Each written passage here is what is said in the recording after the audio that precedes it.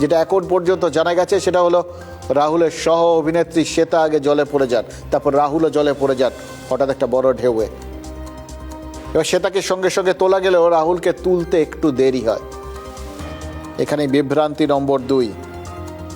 দেরিটা ঠিক কত দেরি? প্রযোজনা সংস্থার কথা মানলে রাহুলকে প্রায় সঙ্গে সঙ্গে জল থেকে উদ্ধার করা হয়।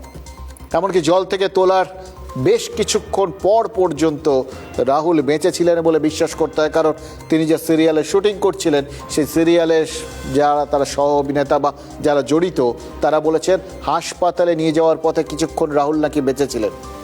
উদ্ধারে দেরি হলে রাহুলের শরীরে নিশ্চয়ই প্রাণের স্পন্দন থাকতো না। এবং সব থেকে বড় প্রমাণ তো শ্বেতা এইরকম একটা ঘটনায় মানসিকভাবে বিপর্যস্ত, কিন্তু তার বড় কোনো আঘাত লাগেনি।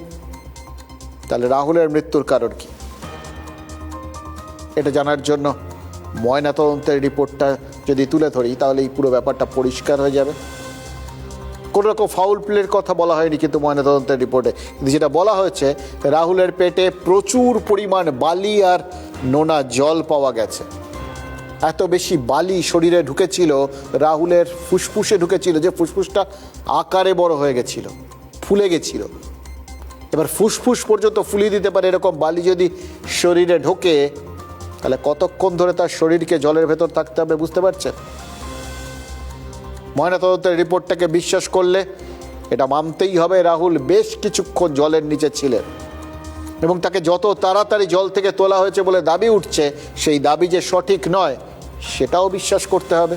আরেকটা কথা, ওই ময়নাতদন্তের রিপোর্ট অনুযায়ী রাহুল যদি ঘন্টাখানেক অন্তত জলের তলায় থেকে থাকেন, তাহলে জল থেকে তোলার পর তার শ্বাস চলার কথা কিন্তু নয়।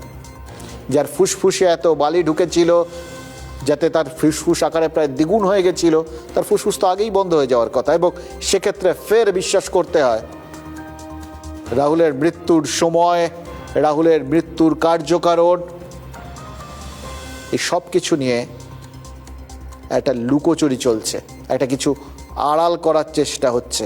আবার বলছি, এর মধ্যে রহস্য নেই, বরঞ্চ একটা খুব সহজ সত্যি বিষয় রয়েছে, বাস্তব একটা লুকিয়ে রয়েছে।